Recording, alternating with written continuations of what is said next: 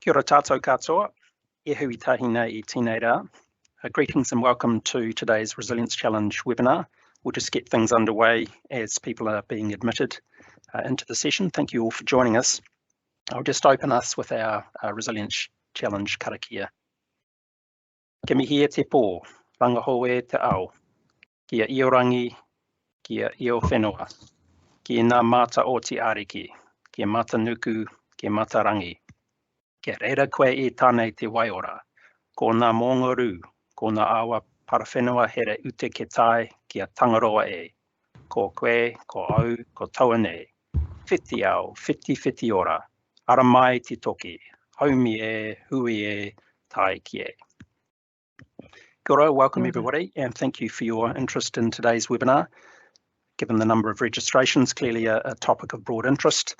So we'll be hearing from the team that have been involved in leading the development of Merit, the tool that models the economics of resilient infrastructure, and also some of the work they've been doing in part under the Resilience Challenge multi-hazard risk program to develop the ability to broaden out the social and economic aspects of impacts for disruptive events. So we've got three speakers this morning: Michelle Daly from GNS Science, Nikki McDonald from Market Economics, and Charlotte Brown from Resilient Organisations. And Gary McDonald couldn't be here today, also involved in the work. The team will be speaking for about 50 minutes, and we'll have about 10 minutes at the end for questions. So please use the chat function today anytime to post your questions, and the team will manage that at the end of the session. So I'll hand over now to Michelle to get things underway. Thanks, Michelle. Kia ora tātou katoa, ngā mihi o te ata. Good morning and thank you for joining us for this webinar. As Richard's mentioned, my name is Michelle Daly from GNS, and sharing in the presentation this morning is Nikki McDonald from Market Economics and Charlotte Brown from Resilient Organisations. All of us involved in Merit's journey from the beginning, and apologies as stated from Gary who couldn't make it today. I'm going to provide a very brief history of the Merit tool before passing over to Nikki and Charlotte, who will talk more about Merit's journey since and share some case studies and talk about what's next for Merit's future. So Merit's journey started in the Economics of Resilient Infrastructure research program, which was an MB funded research program between 2012 and 2016. At that time, there was a lot of emphasis on direct damage from hazard events such as earthquakes, but there was less known about the wider social and economic impacts of large-scale disruption events, such as would be experienced by large-scale infrastructure failure. The research program benefited from the rich data sets that existed at the time as a result of the Canterbury earthquake sequence, particularly business behaviours and adaptations collected over a number of years post the events by resilient organisations, and that was a major boon for us in terms of the Merit program. Today, Merit has been utilised throughout New Zealand by a small number of infrastructure providers in many different ways, by central government and by councils, and we'll hear some about these shortly. It's primarily used as a research tool with new ideas and development through a number of different avenues such as the Science Challenge, and we're very grateful for the Science Challenge for hosting the webinar this morning, and other programs such as MB Endeavours. So next slide. So what makes Merit different? So different to other tools. I just wanted to focus on a couple of key features. So, and one is that it's a dynamic tool through time. This means it can look at transitions or transition pathways.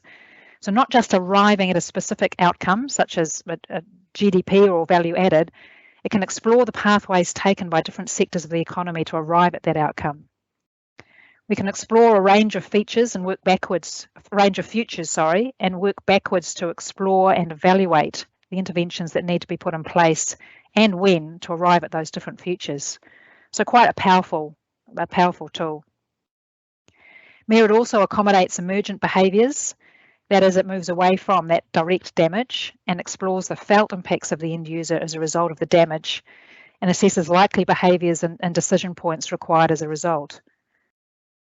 There's further work planned on household decomposition from a scale perspective, and also multi-capital and well-being is also underway, and I think we'll hear a little bit more about that later on.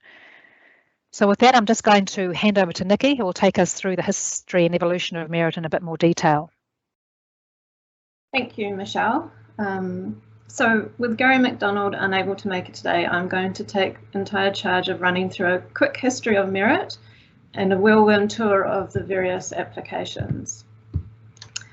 Now, to describe where we have got to today and how we got there, I think it's helpful to begin by stepping back a bit and thinking about the context and background. Michelle has already provided a little bit of this background already.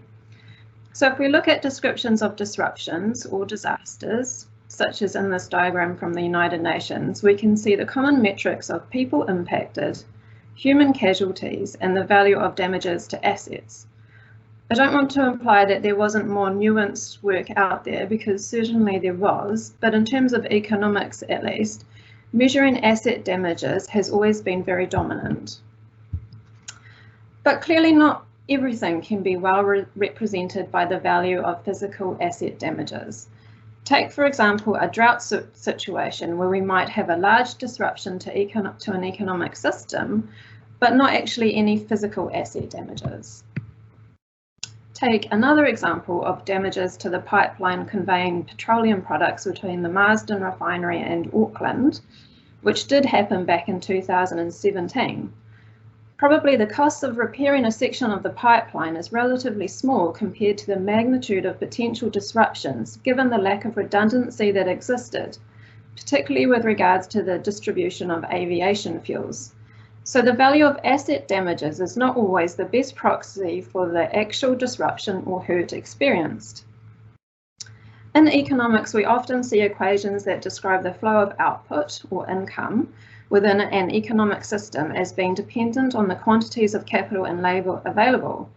So it might be tempting to assume that such flows can be mapped through losses in capital. Although, to be fair, disruption in modelling is not what I imagine such equations were originally intended for. I think my point is that focusing too much on aggregate measures of capital or wealth does not match well with the complex reality of economic systems. Capital is not merely aggregates of things, it is relationships between things. Not only can complex cascading events happen when one aspect of a system is impacted, we also get situations where the system will rearrange itself. A relationship that might initially seem large and important may no longer be so. Most businesses or professional service industries, for example, will have had a huge portion of their costs attributed to payments for built capital, that is in rent for buildings they use, but COVID has shown that the system can find ways through the use of information technology and space within human homes that when needed, we can often get round the provision of the service. So the concept of response and adaptation is also vital. Another key theme that our team wanted to address when building capacity for merit was this capacity to think across time. Disruptions are not easily conceived as snapshots or integrations. In other words, we're not just concerned with how big, but also how big when and for how long. Also, one of the challenges we have when trying to measure the consequences of disruptions, rather economic consequences in any case, is that a lot of the data available is based on markets, but a number of really important goods and services, take roads for example, are not properly priced in markets. And even when there are current prices or marginal prices, these are probably not a good indication of the actual value that might be impacted from a disruption. So going back to when we started the merit journey, we had a number of key objectives. It was very much a systems approach, thinking about connections, relationships, networks, impact cascades, and feedbacks over time. Being pragmatic was also key. Let's look across hazard science, engineering, disaster risk reduction, economics, and take what is useful. Being able to tell stories across time that made disruption events seem real, stories that people could imagine and identify with, was also important. And finally, being able to incorporate human behavioural change or adaptation was key. We had this idea, particularly after the Christchurch quakes, that adaptation provided quite significant resilience, and to be fair, we really needed to capture this as well. So in terms of the merit system of tools, one of the key pieces of infrastructure is what we call the dynamic economic model. Intuitively, this needed to be quite systems oriented, tracing the flow of interactions among actors within an economic system. However, a fully agent-based approach probably provided too much complexity to enable sufficient scale and coverage. Computable general equilibrium models, or CGE models, which are commonly used in regional and national level economic impact studies, are a good intermediate ground. However, a key limitation of these approaches is that they are equilibrium-based models. And what I mean by that is that inherent in their structure are a number of assumptions, such as all commodities produced within the economy are also used. And the thing about disruption events is that, particularly in the short term, we expect to see very much out of equilibrium situations.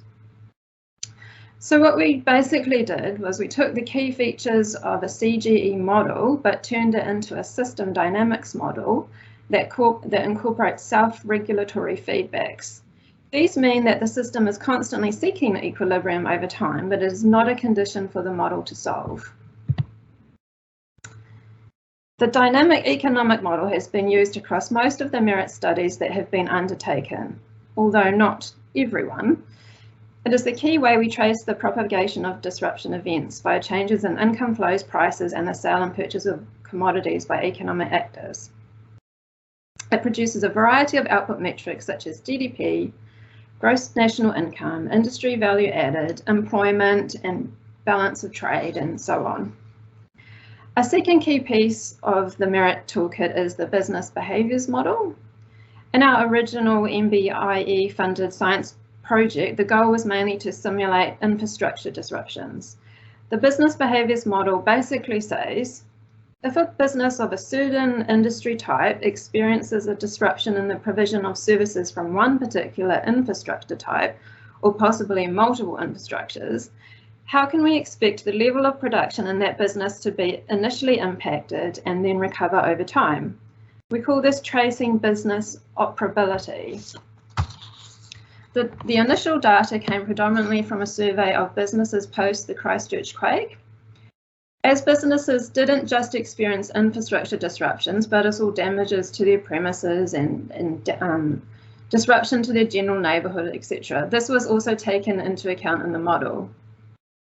And it inherently captures the adaptations businesses undertook to cope with the disruption and recover.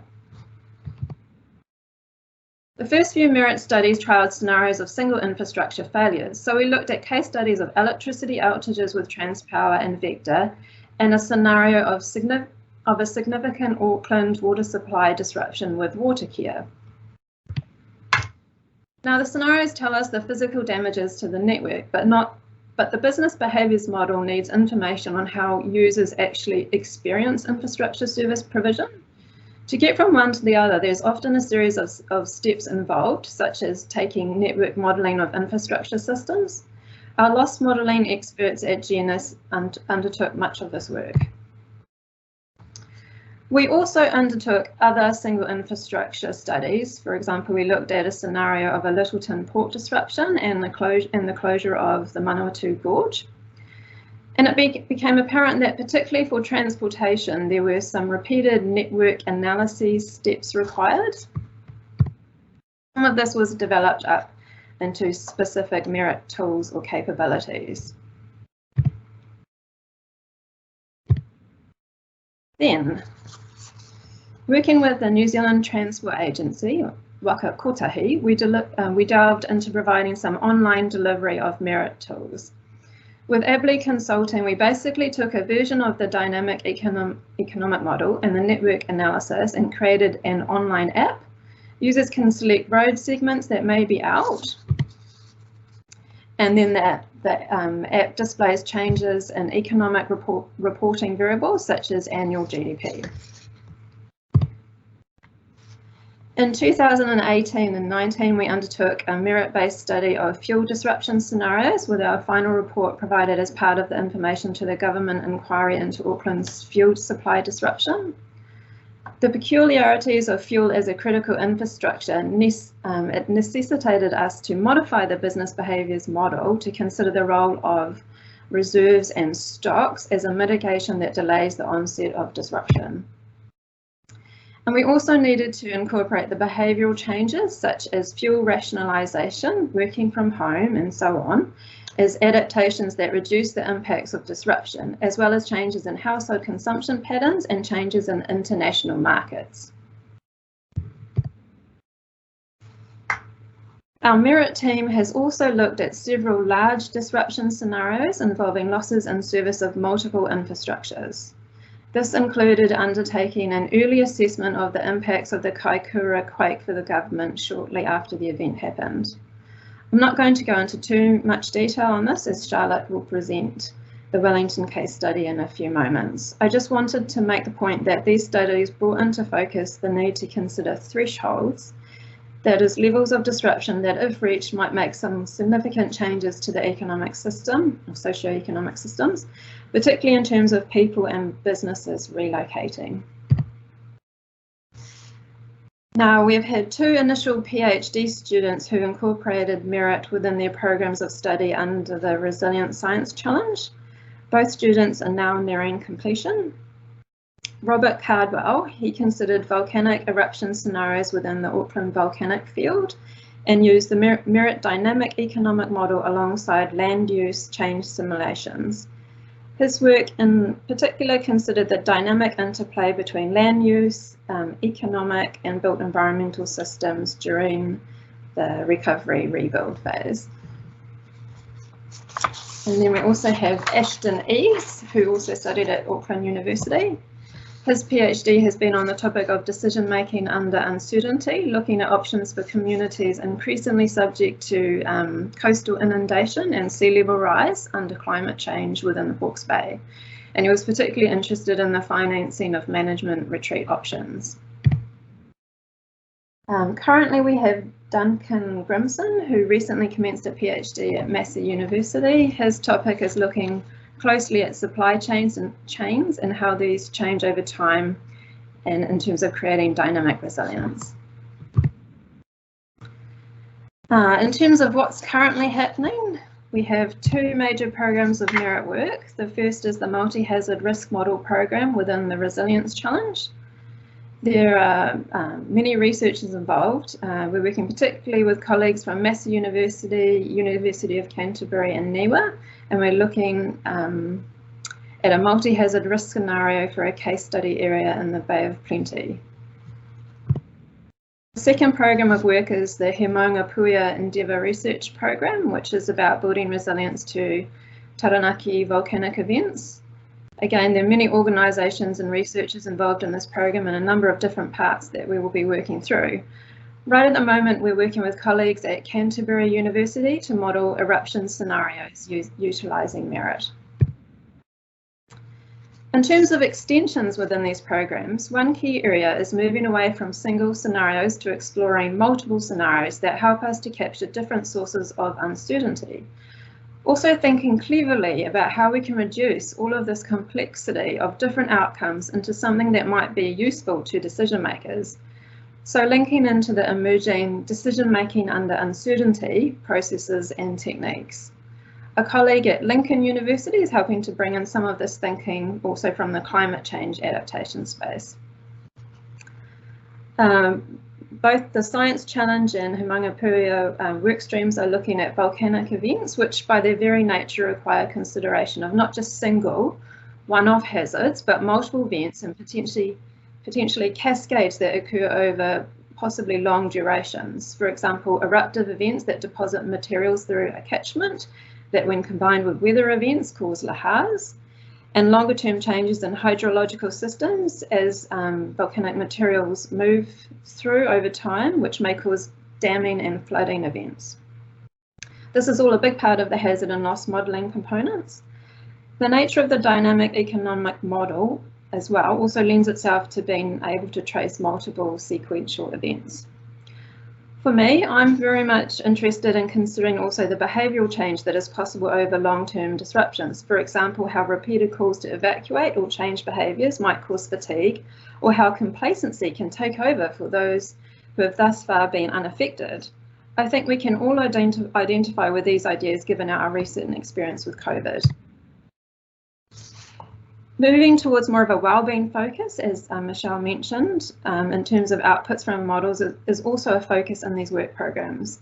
Closely tied to this is building capacity to better consider how impacts are distributed among communities. In economics, we might call this considering impacts at the household level.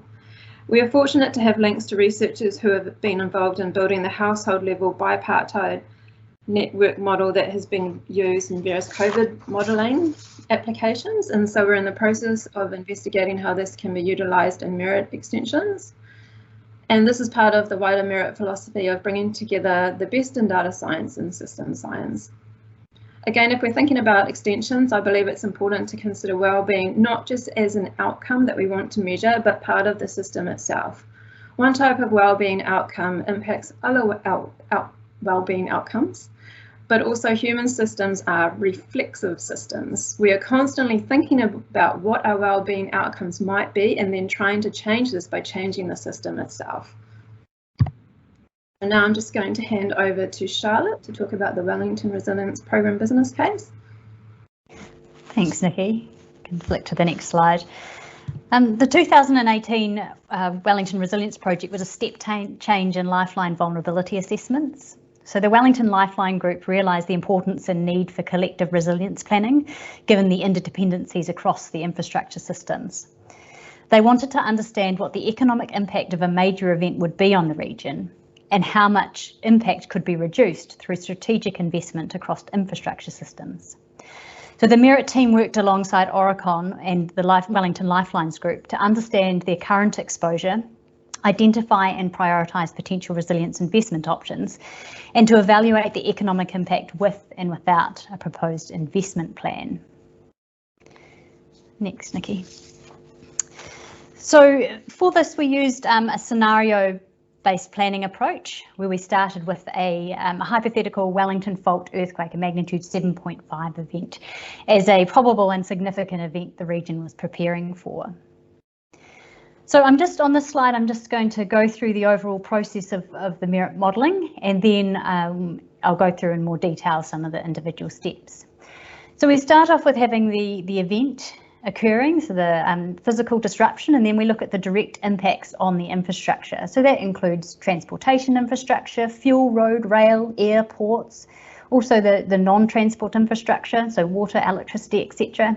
But also those non-infrastructure impacts, that non-horizontal infrastructure impacts that Nikki was talking about, such as buildings and people.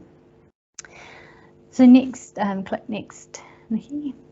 So then we want to understand what those direct impacts mean in terms of what is felt by the end user. So for any person or business at any space and time, we want to understand what level of service they have. And so this is about a recovery process over time from the initial impact of the earthquake. And then once we know what people are feeling at a particular location, we can turn that into what does that mean for their behaviours. So we start with the business operation. So how able is a business able to produce the products? But we also want to think about people and business relocations. Click next, Nikki. So understanding, based on the level of damage, how many people might leave the region, or how many businesses might think that it's no longer viable to continue operation. We also need to think, are there any other impacts, not necessarily directly related to the physical damage to infrastructure, but things that are significant to the Wellington economy. And so in this case, tourism is a reasonably big contributor. So we modelled that using data from the Canterbury and Kaikoura earthquakes. So taking all those impacts, we feed that into the dynamic economic model that Nikki introduced and understand what those impacts are over time. And we do this modelling several times, once with no earthquake, so we know what the counterfactual is, once with an earthquake but no investment options, and then 2 more times with a couple of different investment portfolios, and we get some results. Just click next, Nikki, to show how GDP impacts are impacted over time. So next slide, please. So what you can see here is an animation of water supply and electricity network disruption over time following the earthquake. As the days tick by at the top, you can see the services gradually being restored across the region. So these maps are developed using asset level damage data from loss modelling, primarily done by GNS, and then also some workshops that are done with utility operators to understand how those direct impacts translate to loss of service over time. So to do that, we need to understand how the infrastructure is restored over time, and this needs to include for the interdependencies between all the different infrastructures. So for example, we need to understand how electricity restoration might impact the restoration of pumped water supplies. At the moment, this is a manual process that we need to do through these workshops. Next slide, please. So the next major step in the modelling process is understanding how the physical damage flows through to economic disruption. Because of the anticipated impacts of a Wellington fault earthquake, so this is months of disruption to electricity and water supply, as well as significant intra and inter-regional transportation disruption, it's likely that certain tipping points are going to be reached where the system changes are likely, which is what Nikki was talking about earlier. For example, people and businesses may start leaving the region permanently or temporarily. You might also have mode or system shifts in the transportation system. And so we had to develop, through workshop and expert elicitation, some models to describe these behaviours and what might influence these behaviours over time. So we started with the impact on residents. So how does loss of critical infrastructure and other damage impact people's willingness to stay in a region? So we coined two phrases for this, habitability and livability. So the first, habitability, asked the question, what is the minimum that people need to survive in a region comfortably? So this mainly focuses around the ability to shelter and access water and electricity and basic goods for food. The second, livability, is understanding what is going to encourage people to stay in the region over time. So this is more influenced by inter and intra-region transportation, access to schools and community connection, or the avoidance of massive disruption to communities through housing damage. So we developed a population relocation that took these infrastructure impacts in a given location and estimated the percent of population who would leave and the percent that would return under given conditions. This was moderated by a social deprivation index in a given location, because what we found when we were doing our expert elicitation and research was that there was higher mobility for some certain sectors of society, and some people were less closely tied to the region and therefore less likely to return if they did leave. So we took a similar approach to business operability. So the standard business behaviours model that Nikki introduced was developed using data from the Canterbury earthquakes. And in that earthquake sequence, we didn't really reach these tipping points where we had mass relocation of people and mass relocation of businesses. So what we need to do is develop another model to understand when businesses were likely to tip out of the region.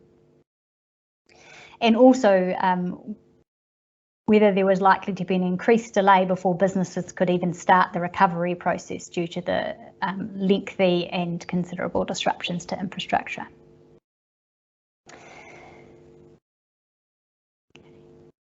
So market inaccessibility for some sectors meant that we had to alter the supply-demand relationships between sectors in some locations.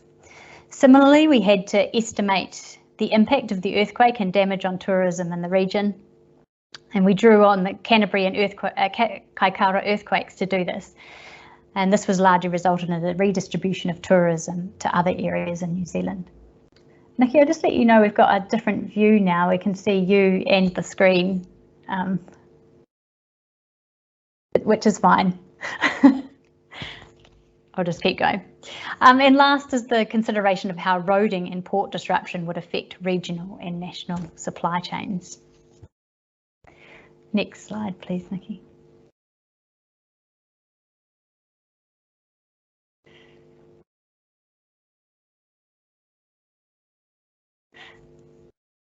Are you able to change to the next slide? That's it. Thanks. So these transportation impacts are the most challenging, which Nikki alluded to earlier, because of the number and complexity of ways that they impact business and the community. And in Wellington, there are a number of specific challenges specifically related to transportation disruption. So the first is disruption to inter-island freight. The disruption is significant. Nikki, you could just click next, please. Disruption to inter-island freight is significant in consideration of disruptions to normal ferry services and the freight that goes across uses those ferry services, and the reconfiguration to coastal shipping options had to be modelled. And in particular, considering the added costs for likely delays in goods delivery.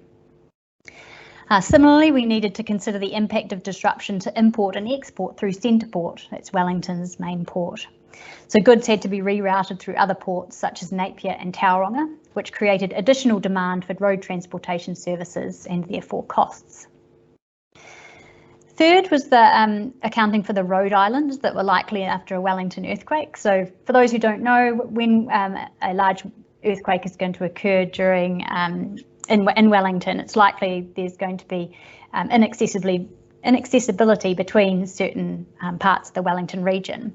And so we needed to account for that, and in particular account for when unmet demand was, where there was unmet demand due to inaccessibility, i.e. where goods could not reach their market. And last, we looked at the impact of transportation costs within Wellington for households due to road disruption and inaccessibility. So all these disruption in turn impacted the ability of businesses to produce goods, i.e. their operability, and also the potential for businesses and households to relocate outside the region. Next slide, please, Nikki. Can you go back one? Thanks. So the results for merit modelling can be reported in many different ways and using many different values. But here we see the impact of the earthquake on different industries over time. The different coloured bars represent the cases where there is no earthquake, where there is an earthquake but there's no investment, and where there's an earthquake with the high and low investment programs. So the biggest absolute changes between the investment scenarios and no investment are in the bottom three industries or services, which reflect the highly service orientated nature of the Wellington economy. And so this is where most of the impacts lie. Overall, the modelling showed that with about $3 to $4 billion of investment, there would be a $6 billion saving of losses, or $6 billion of losses could be prevented. But the modelling itself doesn't show the whole investment story because it doesn't consider the benefits to business as usual from these investments, and also some of the investments that were added to these programs were planned already by infrastructure operators, bringing that investment forward in time. So next, please, Nikki. So before I hand back to Nikki, I just think it's really important to emphasise that the model and the dollar values that come out of the model is only part of the value of merit. And actually a lot of the benefit of merit is in the modelling process itself. And it's the story that's developed through that dynamic modelling. So the dynamic model builds a picture of the scenario, so we understand how the impacts flow through the system and where the biggest leverage points are that we can use to address the most significant impacts and reduce those impacts. So for the Wellington case, the main investment benefits from this coordinated program of investment was firstly about improving the capacity for businesses to adapt. So improving the infrastructure services allowed businesses to start their recovery earlier and to return to normal levels of operation much more quickly. It reduced the balance of trade implications, so it created relatively less disruption to domestic transportation and higher levels of domestic production and exports. There was improved livability, so the quicker accessibility or provision of infrastructure services meant people were less likely to leave the region, in particular leaving it permanently. In fact, the number of permanent relocations almost halved with this investment. Similarly, this investment reduced the amount of businesses that would leave the region, so improved business viability and reduced the costs of that relocation to the economy. And last is this reduced isolation to the region, and that had In particular, it had benefits to tourism. So it's really important to look at this story, not just the numbers, but actually to help the modelling help tell the story. I'll pass back to you, Nikki.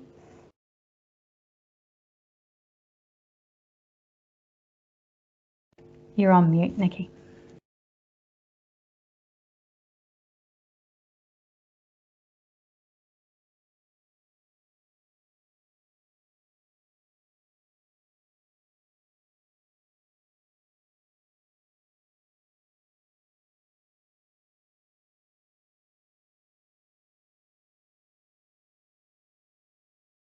No, we still can't hear you, Nikki.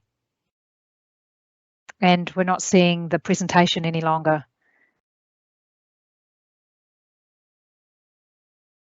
I can attempt to share the presentation if you're having difficulty. Can you hear me now? Yes. Yep. Sorry, everyone.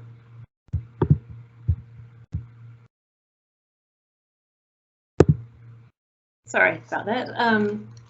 So to end this presentation, I'm just going to very quickly put forward some thoughts on the future direction for Merit and the Merit team.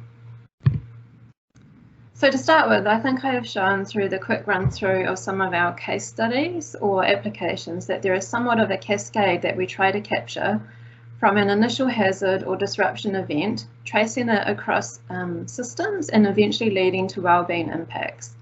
We often use a number of evaluation steps or models to capture this cascade. But just to be clear, particularly when we are looking at longer time horizons, it becomes a bit more complex than a sort of linear cascade. The role of feedbacks and system changes becomes more important. In any case, it would be good to achieve better integration across toolkits involved with different parts of the cascade, including integration with loss modelling toolkits such as RISCAPE. We see climate change analysis, both mitigation and adaptation, as potentially a strong avenue for development, not only because of the increasing physical implications of climate change, but also the governance changes we're seeing happening, which are calling for increasing consideration of climate risks. Our team has already undertaken some aligned studies looking at climate change risks and adaptation for the Hawke's Bay, and we have we're working with in a current MBIE project, Future Coast Aotearoa, which is led by NIWA, and within that we will use Merit. Additionally, we have another project under the Deep South Science Challenge that is concerned with building a framework to consider wellbeing implications of climate change, also in the Hawke's Bay, and hopefully achieving some integration with Merit tools and RISCAPE. Within ME Research, we'll be investigating bringing the Merit tools into alignment with the C-Plan model of the Climate Change Commission, and we see that there are some advantages that the Merit type modelling can bring. Trialling different types of delivery mechanisms, such as the online tool developed for Waka Kotahi, might be another avenue for development. And ultimately, which is following up from what Charlotte was just saying, I want to say that I don't believe Merit is simply a model or a group of tools as much as it is a process, and that process is about practicing tracing potential risks within socio-ecological systems with the aim of building resilience. To simply go through the process of tracing a disruption event from its physical initiation to wellbeing impacts, and considering how this might change with mitigation adaptation measures, by necessity forces us to consider and debate potential outcomes and feedbacks, how everything links together. So our team would like to see Merit considered as part of the decision-making process itself, rather than, say, a tool that can be used to justify options. So bringing decision makers closer to, actually into and part of the Merit process itself also seems important. And with that, I'm just going to hand back to Michelle for questions. Thanks very much, Nikki and Charlotte, for taking us on that sort of more in-depth tool and understanding of Merit. That was really, really good. We do have a couple of questions in the chat there, so I'll go back up to the top. Joshua would like to know a little bit more about Aaron's coastal inundation research. So Nikki, that popped up when you were talking. Is that one about the PhD he's working on? Where to start? Yeah, it's probably, because I wasn't one of his supervisors, it's probably not particularly well placed to say too much more than what I gave in the presentation, but I'm sure he would be happy to go through, Ashton himself would be happy to go through his work. Yeah, sorry, unfortunately. So it's Ashton, not Aaron. Yeah. Yeah. Unfortunately, Gary McDonald couldn't make it today, who was one of his PhD. He is one of his PhD supervisors. So perhaps, Josh, if you wanted to message Nikki separately, and perhaps she could get you in touch with Ashton, if you wanted to follow that one up. Well, one comment there on wellbeing we include as part of the system. I don't know whether either of you wanted to say any more about that, or whether it was potentially covered off enough. Sorry, what was the question? What types of wellbeing? No, great. Kate was just saying it was great to see wellbeing is included as part of the system, but whether or not you had any additional comments to make in response to that comment that haven't already made. Yeah, I think it's a journey, and we've had lots of discussions and gone around in circles. I think one of the interesting things we found initially is that wellbeing metrics, the standard ones, aren't particularly well suited for the disaster context, because they're often designed for more of a business as usual type situation. You know, things like deaths, casualties, you know, they're not what you'd find in the normal list of metrics that we consider for wellbeing. So in some cases we have to bring a hazard perspective into, you know, what do we want to measure for wellbeing as well. And so we're very much at the beginning of that journey, but yeah, it's very interesting. So Nico Pondart has a question around scale. So he would be keen to better understand how the work can be scaled up nationwide, because each case study seems quite tailored to local context. But he wonders how much effort, you know, time and cost is needed to adapt that to other case studies. Yeah, I think that's a really good question, and something we've really wanted to achieve for a while, that every case study we do, especially the more complex one like the Wellington Lifeline Zone or the fuel disruption one, we realise how much tailoring is needed.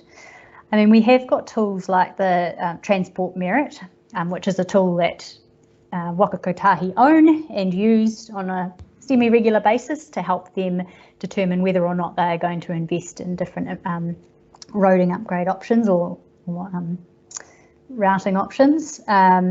We have engaged a little bit with the electricity sector to see whether there could be a similar parallel tool for the electricity sector. So that could be one way to do it, to look at single infrastructure tools that could be used. But yeah, it's a really great question and something we are considering all the time.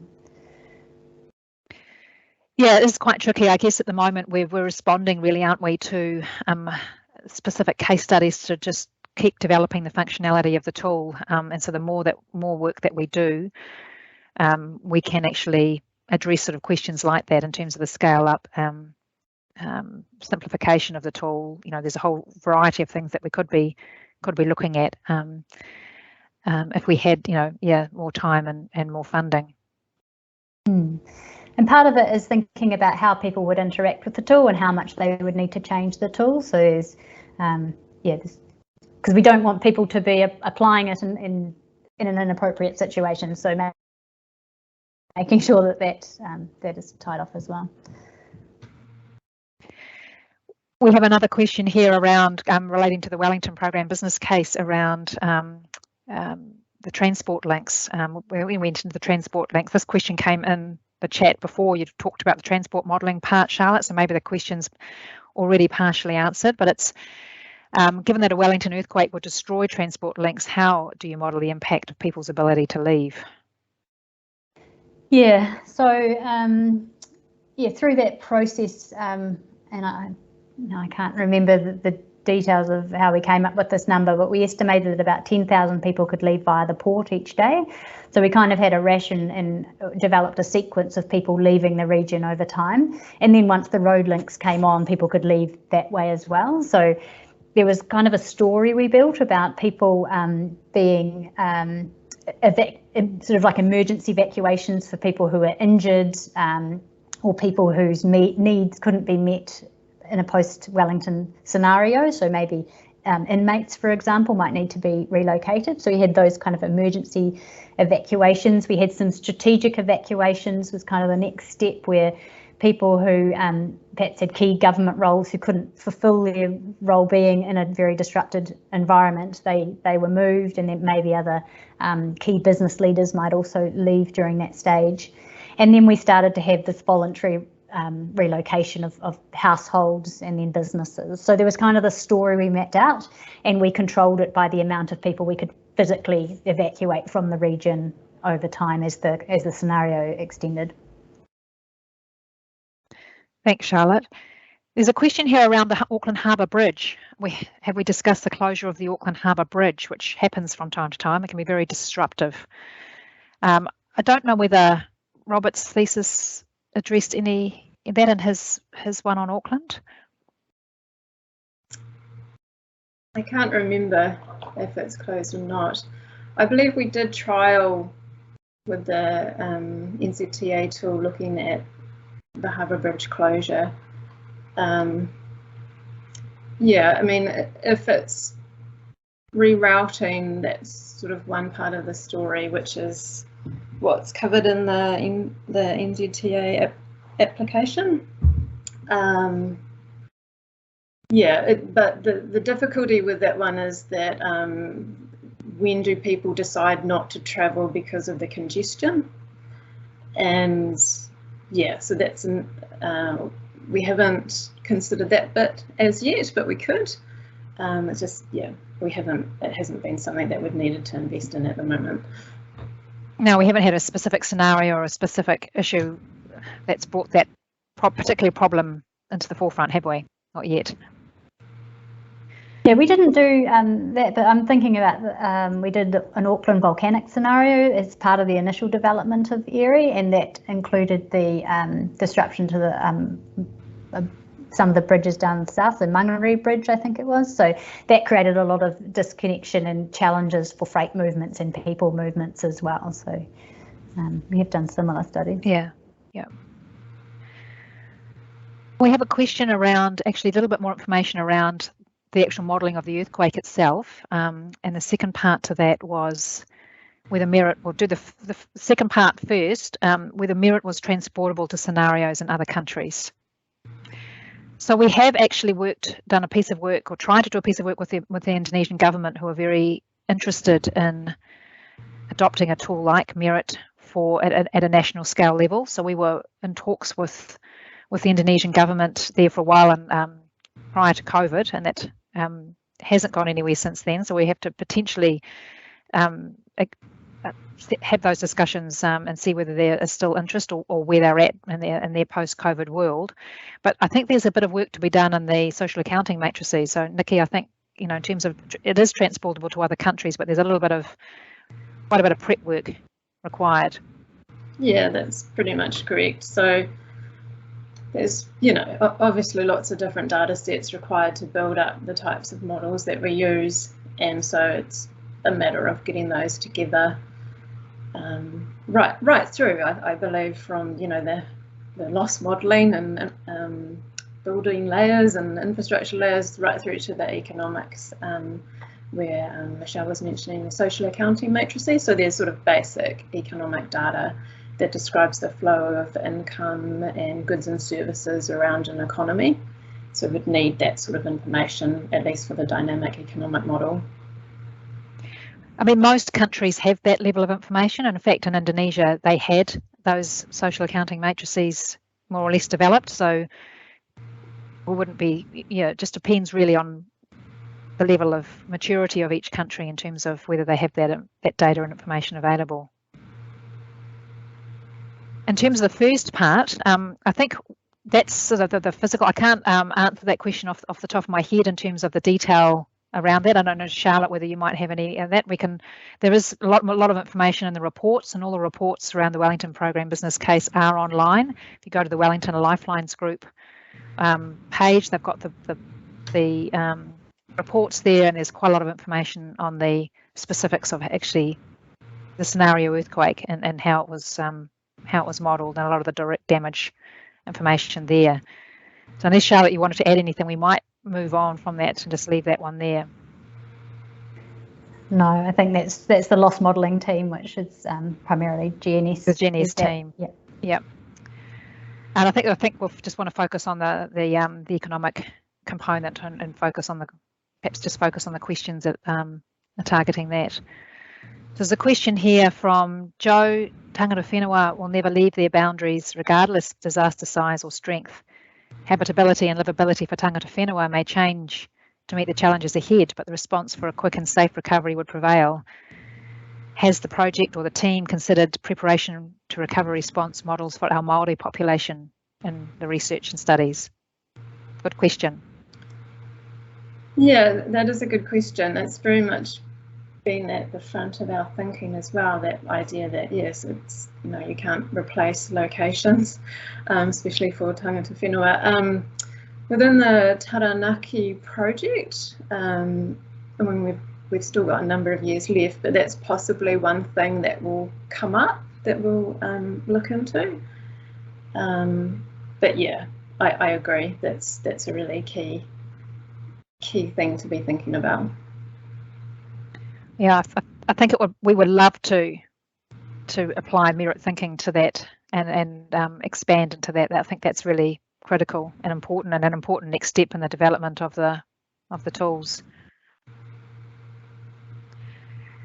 We have a question here around how do we integrate more resilient lifelines, assets, networks into the models? What kind of changes represent more resilient lifelines, assets and networks?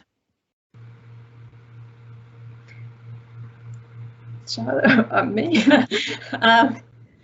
Yeah, well, it's really just about comparing the situation with and without the different resilience investments or changes, and running through the whole flow, cascade I called it, from the beginning to the end, and seeing what the change made or changes. So it depends where it happens. So it could come in within the modelling as the initial kind of loss modelling aspect, yeah, or it might be something that more affects human behaviour. But it's about identifying how it changes the system and then how that, flows through the modelling. So that's quite a general response, but hopefully. Yeah. So I think at the loss modelling part, you swap the assets out for, you change either what the assets are made of, how deep they might be buried, what investment goes into it in terms of age. So you can swap out the different types of network elements at the asset database stage, and that's where the direct damage loss modelling comes into play, and then that cascades on then from there in terms of changes to how the user feels that change in that investment. So it depends on where the investment comes in, whether it's a change to the physical asset or whether it's some other kind of intervention. Yeah, you can also look at it from the other end as well. So we've done a lot of work through the various merit projects we've done to understand how the different disruptions to different infrastructure affect people's behaviours and decisions to do things like relocate or for their business to operate. So you can also look at those we've developed. We've done to understand where the key pinch points are and to understand which other infrastructure types or disruption types that are driving people's behaviour change. So that in turn can help you inform what might be the most resilient investment options. So I think there's lots of different ways you can use the model and the process to try and inform that resilient infrastructure conversation.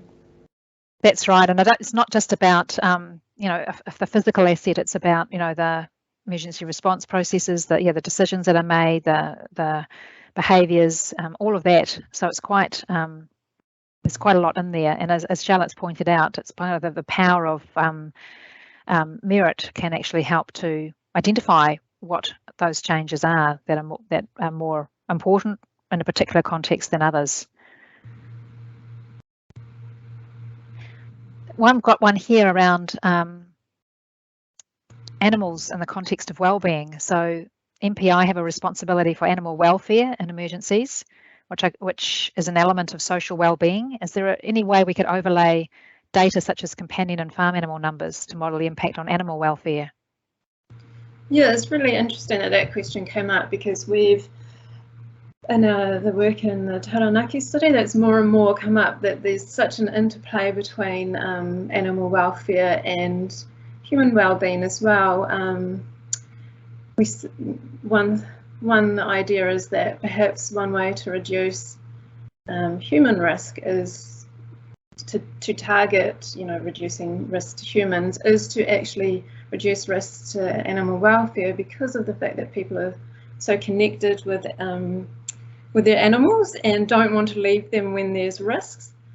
So it could be, what am I trying to say?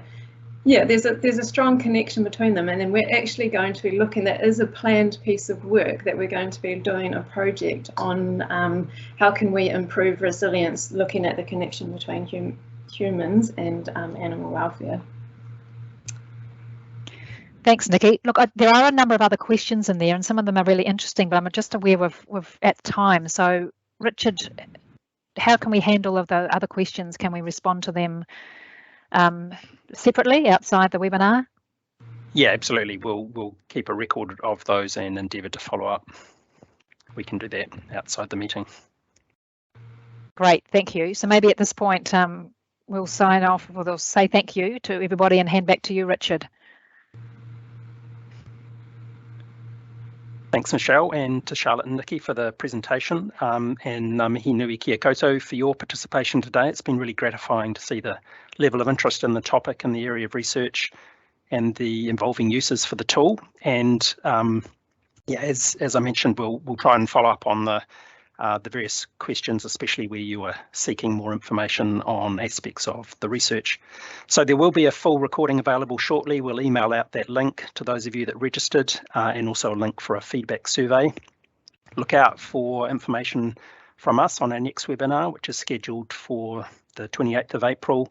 That's from our Weather and Wildfire team on impact-based forecasting. So sort of continuing this theme on forecasting for planning and resilience building.